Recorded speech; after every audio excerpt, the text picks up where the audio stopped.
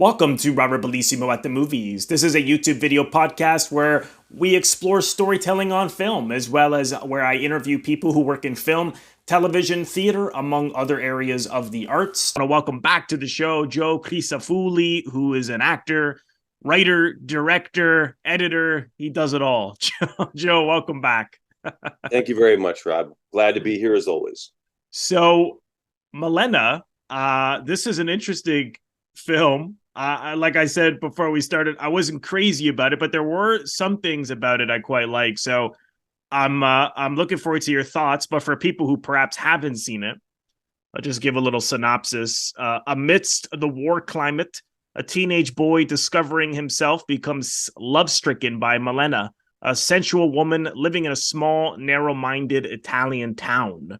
What are your feelings on this one? I know you had seen it in the past. Was it Yeah, I saw it. I really forget when it came out. It must have been roughly 20 years. 2000? Yeah, I saw it when it came out. By the way, if anyone's coming to New York, a lovely cinema that's been here since the 1960s, Cinema Village. It was featured in The Departed by Martin Scorsese, where Matt Damon meets up with Jack Oh, Nicholson. right. Right. It has a beautiful vintage marquee. It's a lovely theater. So yes, I saw it there. Um, my general impression was that the character Malena really doesn't deserve her own movie as Giuseppe Tornatore portrayed it. She's not, as he portrayed it, she's not a very complex character, but she could be if you showed it from a different point of view than the adolescent The boy kid. who Yeah. understandably is basically just horny coming into manhood, which is a legitimate biological soul truth issue for men, no less than women's first menstruation, girls' first menstruation.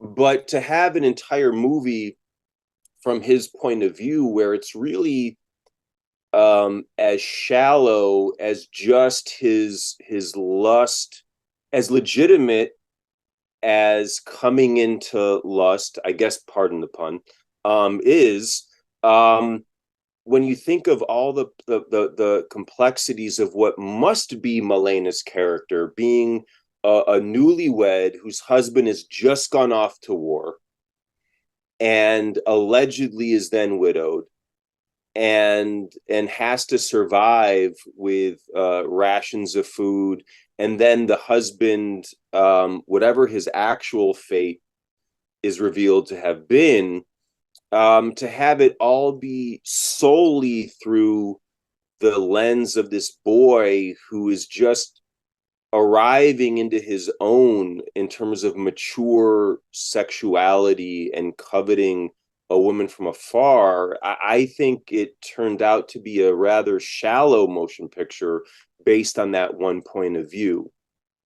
Yeah, I agree. I was wanting so much more of her perspective, and I did really like the way in which he used like the power of the imagination, and even it's not even true of like kids. I mean, when you meet someone with, I mean, I could, from my, I can't speak for women. I can only speak from my own experience. But if you, when I become infatuated or even in love with a woman, you know, just from meeting her briefly, I mean, in this case, he doesn't even meet her. I mean, he says a Right. little something to her right at the end.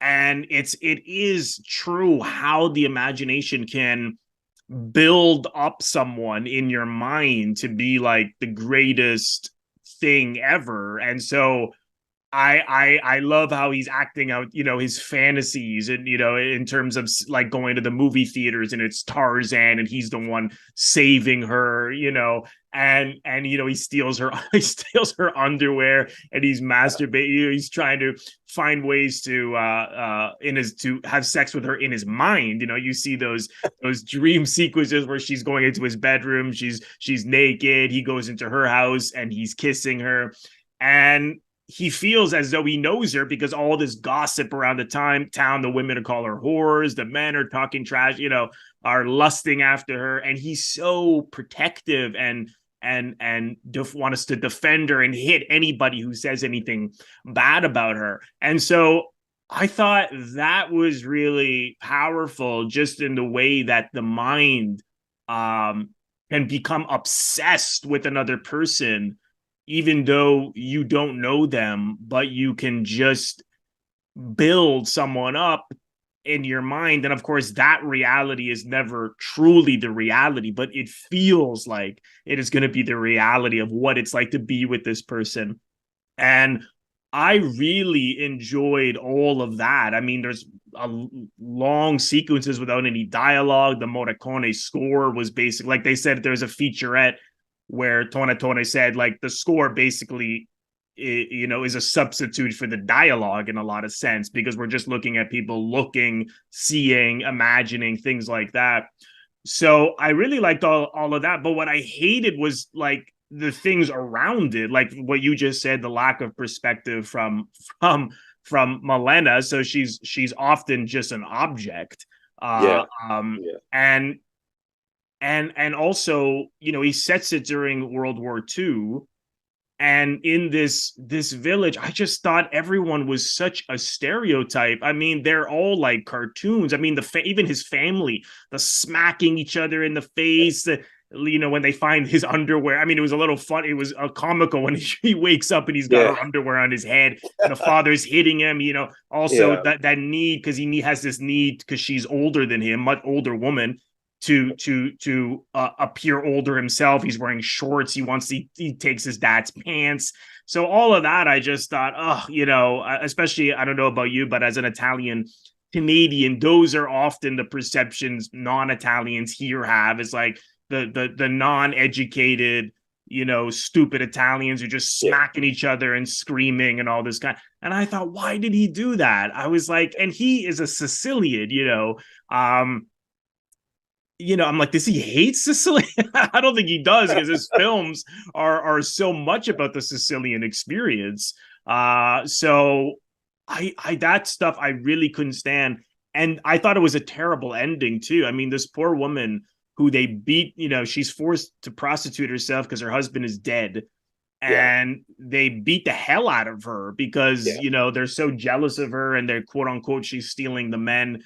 And when they come back after the husband, they think he's dead, but he's not. And when they come back, and I just thought, they're all being nice to her, and she seems to be open to it. And I thought, after getting like nearly killed, I would have spit in their face. Yeah. I was like, does she really need to be accepted that badly? I was like, I don't Yeah. know if I could buy that. And so the ending to me just loses all power, because I just thought, what, why, the only, you could interpret it that maybe these women felt bad, but even if they did, who cares?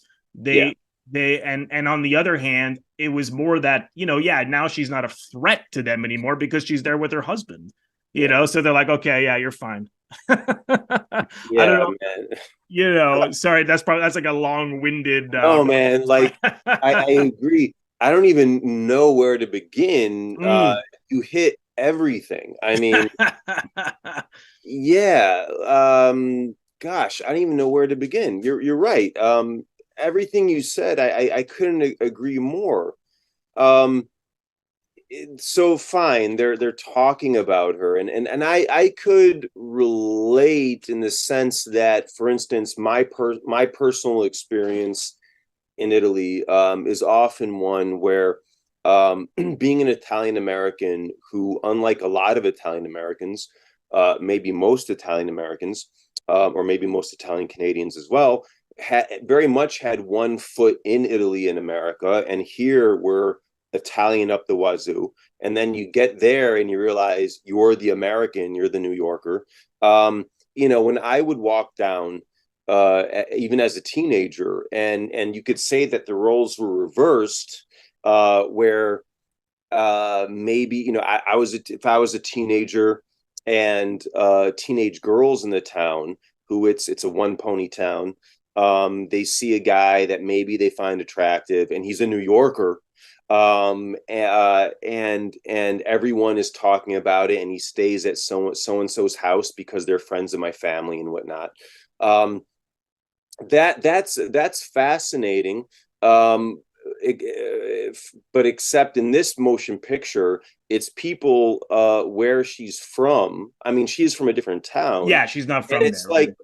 like, fine, gossip happens, but he has these Scorsese Copacabana shots where you're following a chain of gossip, everyone from, I don't know, the mayor to the barber to the widow to the women talking about her. I just think it's not an actual representation of real life that is Mm, useful.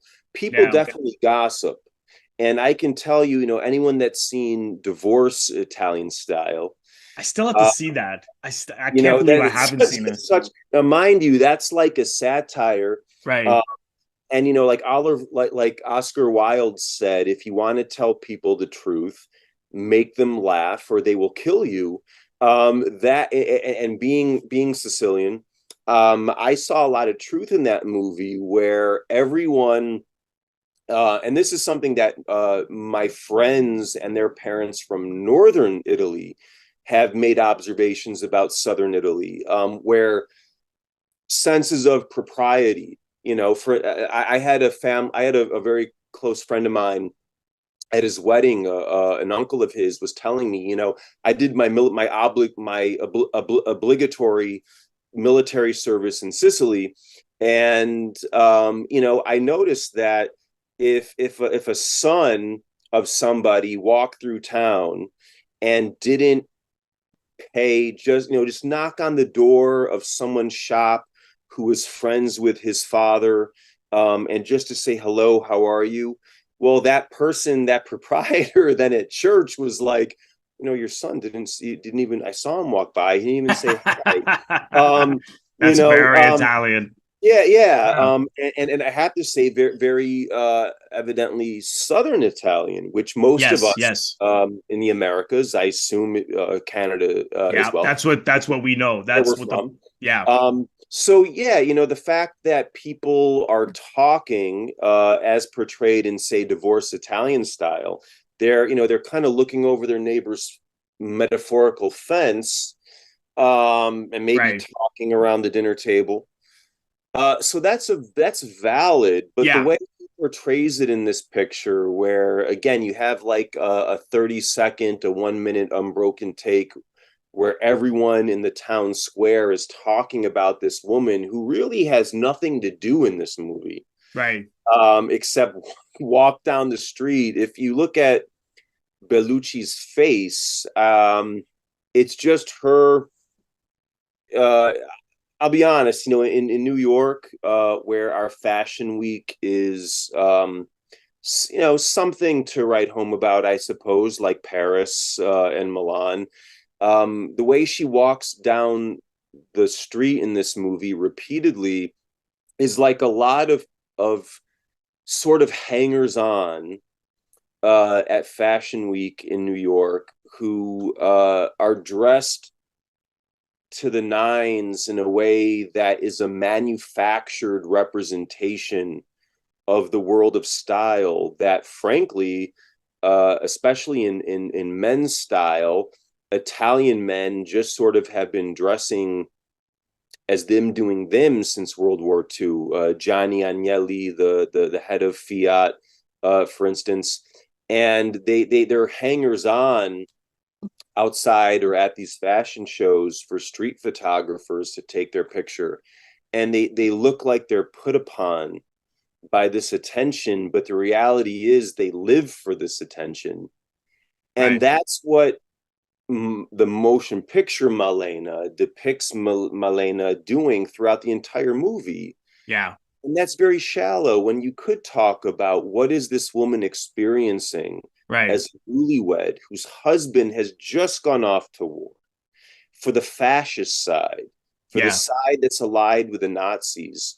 And it's such a moment when he shows up. and he tells the I guess it was the local fascist secretary who's dissing him, Yeah. we fought for your war. Yeah. You got to stay home. And now, because we lost, or fine, the armistice, the Italy did turn sides, but instead of grappling with that, the movie just treats her as a total object of this boy's legitimate hormonal issues. But to have Mm. an entire motion picture about that, it Yeah. was just a one note, shallow endeavor. Yeah, I did think to an extent that he began to see her more as a human being, but I'm conflicted as to how, because I mean, it was for me, it wasn't really until she gets like beat up, Yeah. because at that's when he starts to because there she is, her head is, they cut off all her hair, and so naturally, and she's got blood all over it, naturally anyone's gonna look less appealing at that point. Yeah. And at that, he watches her leave the train to Messina, and at the end when the husband comes back, he's looking for her. Everyone's saying, oh, I don't know, they're lying, they don't know where she anything about it. And he tells her, he tells him, the husband, where she is. And so for me, it he does begin to see, okay, this is a human being, and he accepts the fact that she's unattainable for him. I mean, he's a teenager, she's it says that she's 27. 27. Yeah. I mean, Monica Bellucci at this point was, if they shot this in 99, was 35. It came out in 2036, but I mean, she could certainly pass for late 20s. But I mean, at the end of the day, it's Monica Bellucci. I don't care how old she is. I Yeah. mean, Yeah. she's she's beauty. It doesn't matter. Because I mean, she's stunning. I mean, I don't blame the kid for Right. lusting. Yeah. I Yeah. mean, it's but again, it just felt like that's what it took for this kid to sort of change. Was like this, I mean, maybe that's a criticism of Yeah. the from the child, like, look how long it takes you to see this woman as, from an object to a human. Like, it took her to get basically brutalized. I don't know, that just it just doesn't quite sit right with me. I don't know how you felt about that. Yeah, I mean, you're saying this as a man who probably, like me, can relate to him, coming into puberty and idolizing a woman, with your new hormonal truths. What in the world are the women's excuse in this movie? At the end, Yeah, yeah. um, they extend sort of an olive branch, and why? I mean, I can understand the women having a real problem with this woman sleeping with their men, even if it is for the fact that it's her, how she's able to pay the lawyer who defends her in this ridiculous case. I mean, if Oh, she's having an yeah. affair as a widow, look, That was that's so silly. you know Yeah. um or for her to eat. Right. What's the justification for them to then just acknowledge her as a human being? That was kind of petty, even though it was a representation of an olive branch. Yeah. And I have to say, I'm really disappointed in the women. And when you think of, Oh, they're um, terrible. I mean, you know, they're fucking awful. but I also, I think I said this in our last conversation. I don't know if your social media feeds look like mine, but um, I see a lot of young women on social media putting up as memes or whatever clips from this movie Really? of her, yeah, of her just walking down the Oh, street, I see. Yeah. total object, Right. having nothing to do except feel put upon. Or that one shot where she sits down with her new hairdo and Oh, she yeah. has a cig in her mouth, and every man Yeah. All the lights come the up. light. Yeah. And I don't know why, young women allegedly who were born into feminism, Right. allegedly not having to have anything to do with the actual road it took to achieve actual feminist victories. Why they're showing clips of this shallow, Yeah. with all due respect, I apologize to the director, motion picture, shallow depiction of a woman being doted upon by men simply as a sexual object who is, even at certain points, they call her a whore. And it's like, is Yeah. she? She's just No. someone, a newlywed at home that all the men have Yeah. are horny for. Right. And for me, kind of like the Barbie movie, which we don't have to get into too much. Maybe that's a different conversation. The idea that young women are rallying behind these images of women as objects and nothing more.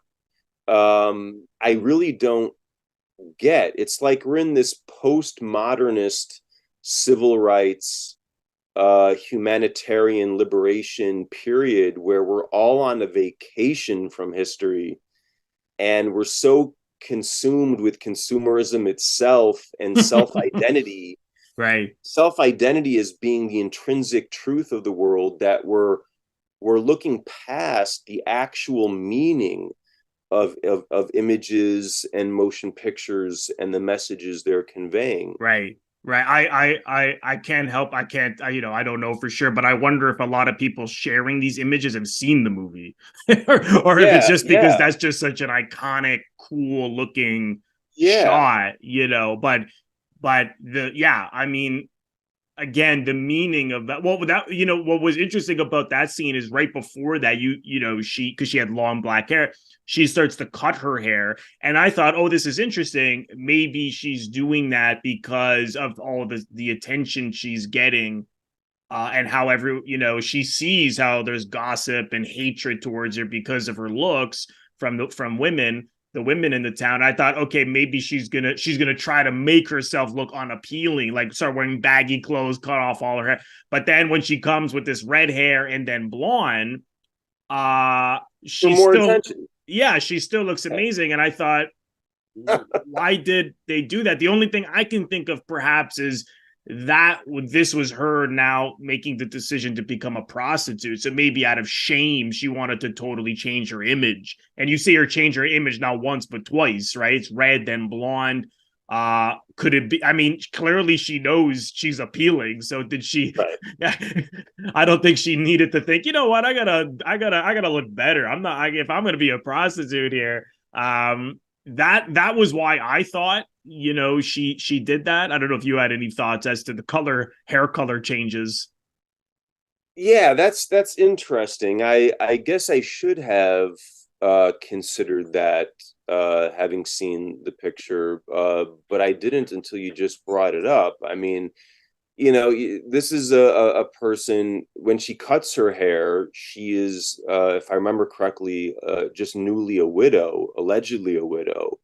And I could, I could see myself, just wanting to reinvent myself in solitude if I'm going through some incredible loss, away from people.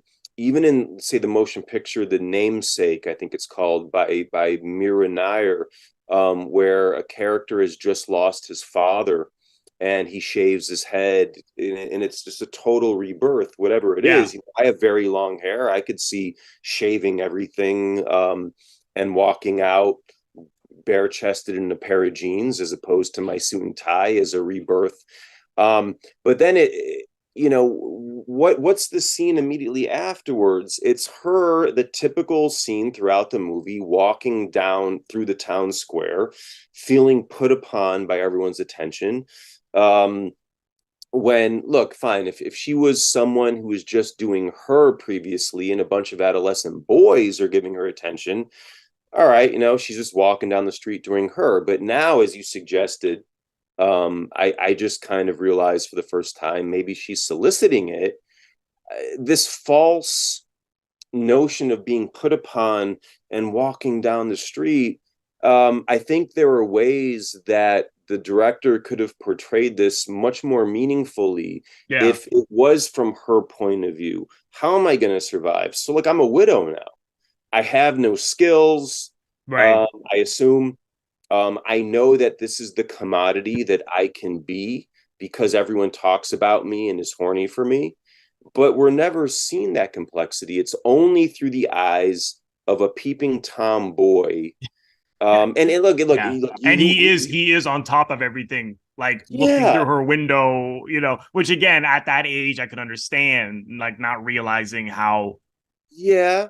But look, criminal, border criminal. Well, maybe he should have obviously understood that. you you like me were an adolescent boy, okay? So look, I can understand you're all of a sudden from one day to the next, you're walking around with this TNT, and fine. I personally I had more infatuations with girls my own age.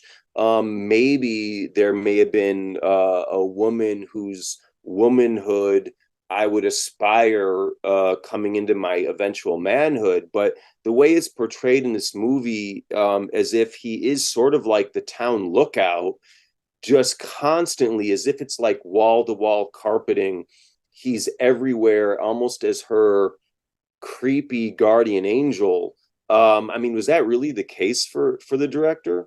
And if Yeah. so, again, it really diminishes the power of what the story could be if it were seen, even if it was equally between her and the boy and maybe her husband. You could have depicted these things, I think, in much more a powerful way. Like, we're Yeah. supposed to care that the husband comes back and now is stunned. This was my house. Now it's a refugee camp. Where's my Right. wife? Right. If you had shown it as sort of a three-headed monster, her, the husband, and the boy, I think that would have been much more powerful, because the boy's story, as legitimate as it may be, is just kind of weak. Yeah. No, I completely agree. It felt like I mean, he's trying to get this boy to man story while also trying to explore her and her struggles, but he does it in the most shallow, Yeah, simplistic way. I was a little surprised because I don't know Tornatore's work very well. I mean, I've seen Cinema Paradiso and Stano Tutti Bene. I adore. I mean, it was to me, as soon as I saw it, it was like a film. Like, how have I not seen this before? yeah, So I don't. I was a little surprised that this was so simplistic, because he seems to grasp complex themes from what I've seen. I don't know. Do you know his work well? yeah. And I agree. That's, for me, that's why this was such a disappointment. With everyone's fine, Yeah. when which I think they made Yeah, the De a Niro. remake of with De Niro. Yeah, Um, apparently there's one, I believe, also in China. oh They wow, remade it. Yeah. Yeah, yeah. yeah, There's a I can couple. see that. Yeah. Um, yeah, and this Malena's dedicated to his father Right. in the beginning, and I wonder what's up with that. What I some for some reason something that this movie reminded me of one he did with Tim Roth called The Legend of 1900. Yeah, I think that was really just before this, I believe. Yeah, the very late 90s. Yes. Yeah. And that was all from, it kind of had what I'm sad to suggest is like a gimmick like this movie had, just fetishizing a woman walking down the street. That picture, it was a guy who was born on a ship, a cruise ship, um, going across the Atlantic, I think on New Year's Day 1900. So they name him 1900.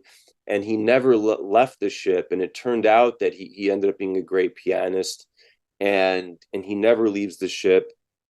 And he covets a passenger, this girl who, when she arrives at New York, she gives him her address. I think it's Little Italy in Mott Street, if I remember correctly. and he's going to go visit her, and he just can't walk off the plank.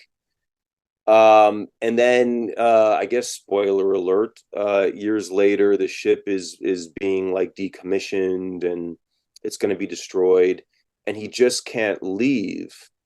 Um, in real life, would you believe that a guy wouldn't be dying to get off the ship and see the rest of the world?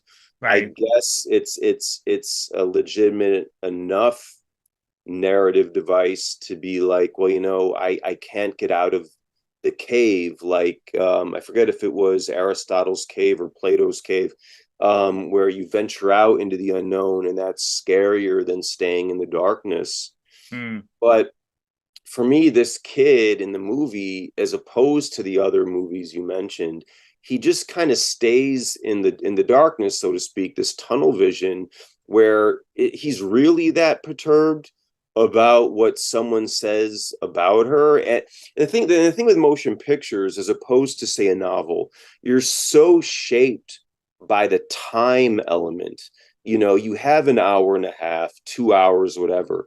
The deconstruction of time is so important. And I certainly was as infatuated as this character with certain females in my life as an adolescent, Yeah, of mostly course. other girls my age, maybe a teacher, I don't know. But to choose the deconstruction of time as if we're supposed to buy this concentrated element of everyone being focused on her, a character that has nothing to do throughout this movie.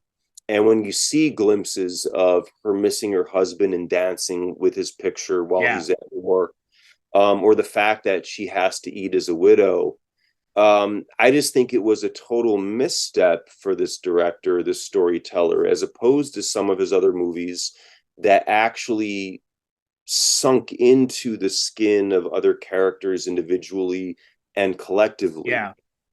Yeah, I agree because I I think like I mean it's on the one hand he's the only one who's seeing her as a human being by Yeah, looking through the windows, but at the same time he's like at the same time he's looking through her windows like yeah, when she's naked or like yeah. washing, and I'm just like it's just it just doesn't sit right. And so like I said, I did from shaving her head and beating her up, it was like this moment of at least for him, he's seeing her more as a human and less of an object. So Like, are we supposed to applaud? I mean, that is yeah, real. yeah, Women like cutting off the hair of yeah, women, even in France, who fraternized with the occupying Nazis. But am yeah, I supposed to applaud this kid because he sees her as a human then? yeah, I don't know. yeah. I don't know how, it just And why do the women, again, like the transition of the women? yeah, it just doesn't sit right because it's like it's got these things going for it in terms of the arc for this kid, but it's the way he executes it, because just by having him look through the window so much. And then like that scene, which is interesting on the one hand because his object, this woman in his mind, has basically been obliterated because of what they did.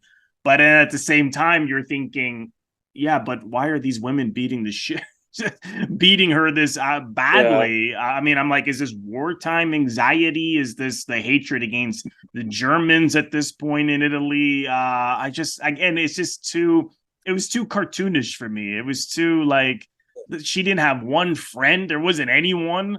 I mean, there's one thing to be like, I mean, on the one hand, there is a downside sometimes to being so beautiful because people can often only see that. But surely you wouldn't be. I mean, I don't know. I can't speak from people's experiences, but she's so alone. I mean, it was like, you know, there's not anyone else there with like who would have been somewhat friendly. It's just, I don't know. It's too far fetched for me. I don't know. It just didn't sit right. It's amazing that you say that. I mean, I agree. Like, far fetched. When you're dealing with a scene that I think may likely have happened after World War II, Right. with women who had fraternized with Nazis, Yeah. Yeah. having their hair shorn or whatever. The issue I think is, and this is to me again, I feel so demoralized by um, the social media aggrandizing images from this motion picture because uh, uh, uh, we so don't deal with complexities. I feel that what this boy in this movie is going through is entirely legitimate, and we dismiss. Yes. Yeah. It's amazing, you being in Toronto in Canada. I remember being in Toronto maybe 10 years ago, 11, 12 years ago, and I saw a billboard that you just would never see in the States. I saw a billboard that showed a young boy in elementary school kind of sitting like this with a pencil in his hand at his desk. And it said something like, "Don't leave him behind." And it's a real issue that we understand now, but don't care about, that boys and girls learn in different ways, and that males, at least in the States, are being left behind. It's going to be soon now where women outnumber boys in college and Yeah. university 3 to Yeah. 1. And we just learn differently. So much for the demons of patriarchy, where if you want to take the Barbie movie, in everything in Barbie land, where they try to, and I'm a fan of Greta Gerwig and Noah Me Baumbach, they too. try Me to too. pass it off, Right. as in Barbie land, there's female justice, except in the real world, which I admit is a patriarchy, women have achieved everything that the movie plays off as only available in Barbie land.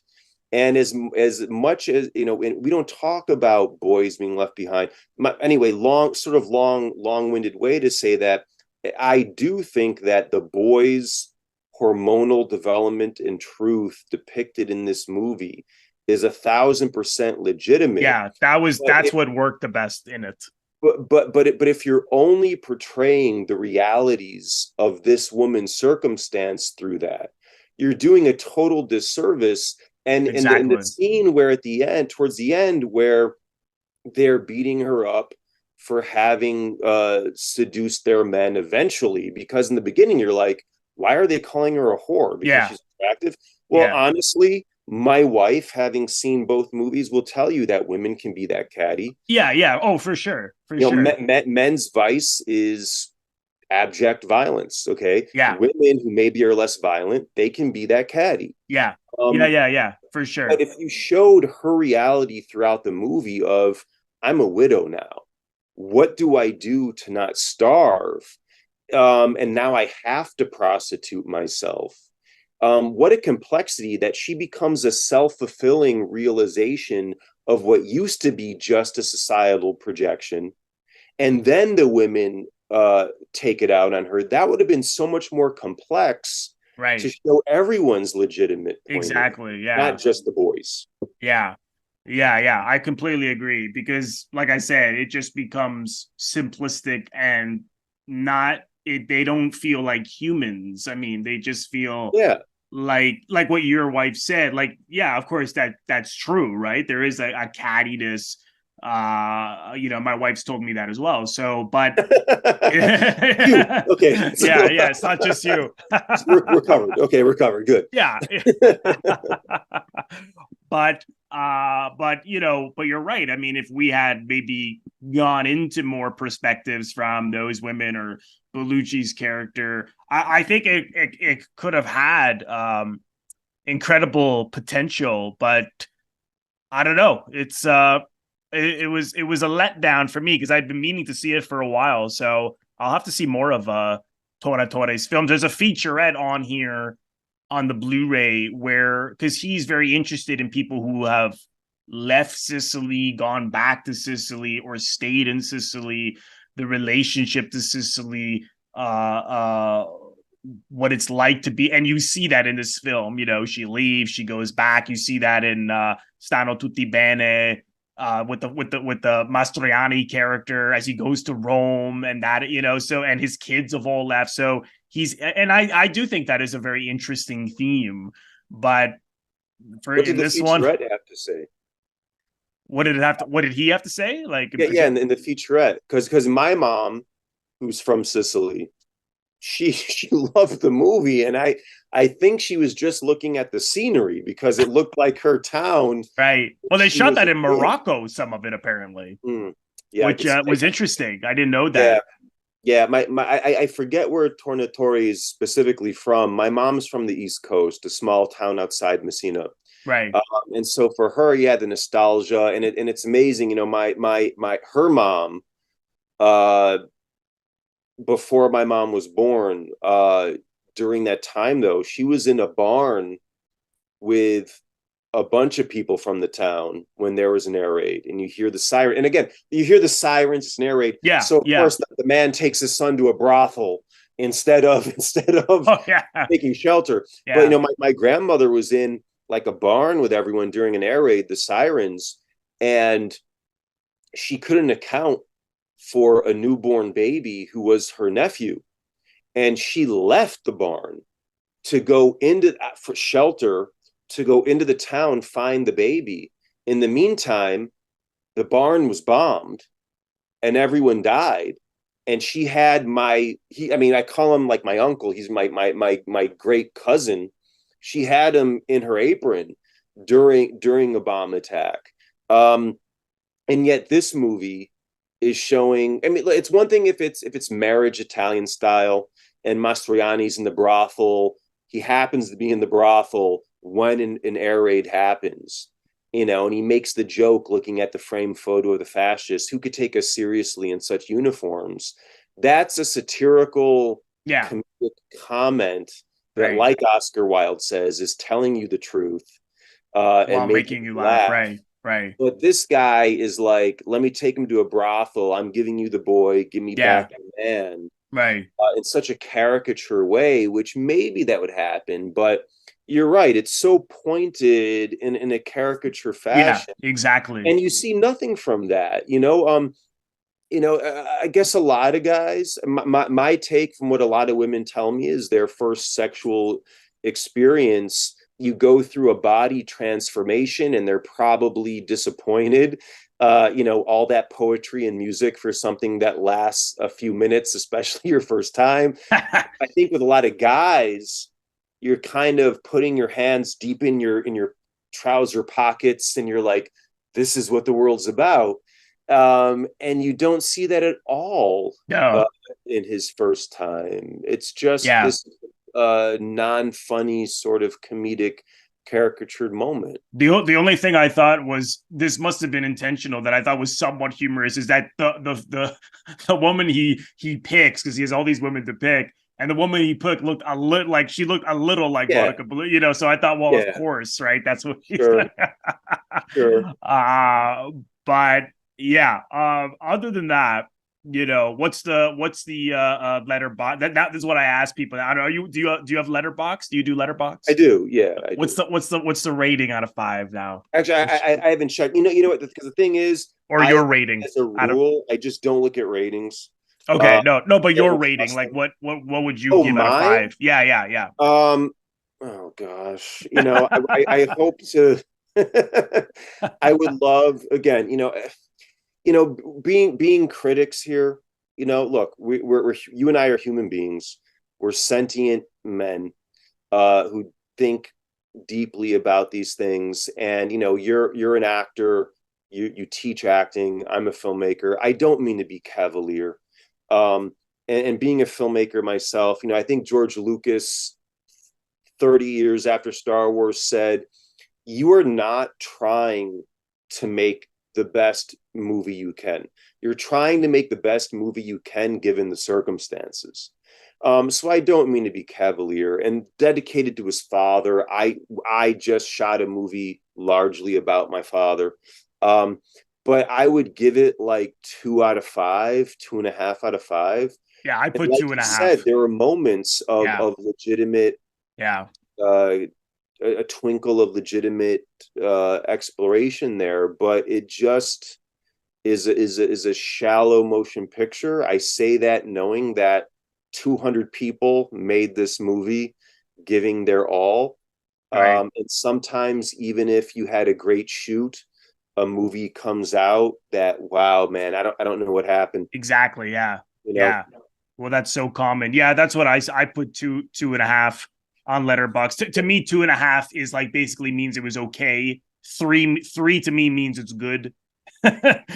Two means it's not bad. but That's the I way I do look at it. say Yeah. I do think I think it's a movie that people should see. A lot like Oh yeah. Yeah. Barbie, that I'm obviously very critical of. I think it would I haven't instigate seen it a yet, Barbie. conversation like we're having. The way that the movie fails around topics and subjects that are quite legitimate, I think that's a very fruitful conversation to have. Yeah. Yeah. No, certainly. Certainly. I like I said, I had been meaning to see it, so I'm glad I did. But like I mean, I respect him so much as a director. I think seeing all of he's a director that you should see all of his movies. I mean, like I said, I've only seen a few, but Everybody's Fine, Stanno Tutte Bene. It's like, how can you not see his movies after seeing that? I mean, that to me is such a underrated masterpiece.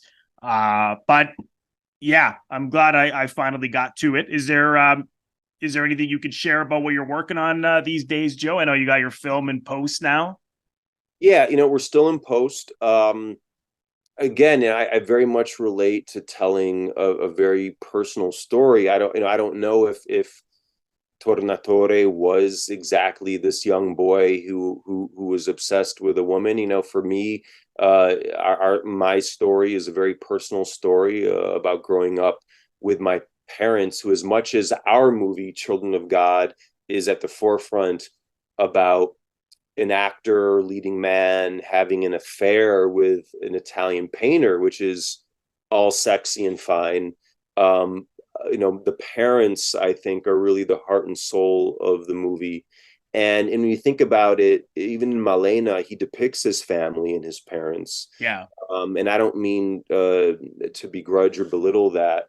So I very much relate to that. And I hope that I can succeed where I feel Malena failed, in showing my particular neck of the woods in Astoria, Queens, with the reality of my parents. And I think that, as you probably surmise, if you can be specific in an authentic human way, it actually becomes something that most people, one way or the other, can relate to. Like Right. Moonlight. I'm not gay, I'm not black, I'm not from the South, but I related to that motion picture extraordinarily. And so I hope that's what I can achieve through our motion picture, Children of God, which I hope will do the festival run starting next year. Great. Fantastic. And people can follow you on Instagram at Zio Chicho Cinema, I believe. That's the Absolutely. handle. Great. Yes. And YouTube. And YouTube. All right. Fantastic. So I'll leave the links in the description box below where you can follow Joe. Joe, thanks again. Always a pleasure for taking the time out. Always fantastic. Thank you for having me.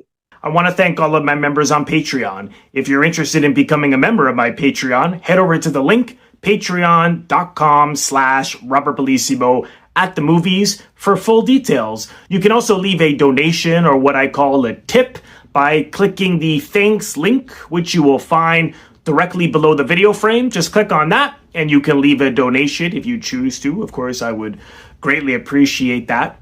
And lastly, if this is your first time here, please consider subscribing. It is absolutely free to do so. By pressing the Robert Bellissimo at the movie logo, you will see it floating above my head in the top left corner to your top left. In just a second, just click on that. And then click the bell in order to get a notification every time I release one of my new videos. I would also really appreciate if you leave a comment, share the video, like the video. All of these things create traction onto my YouTube channel and really help share the video far and wide, and the channel in general. So thank you so much for doing that, and I will see you all in the next one.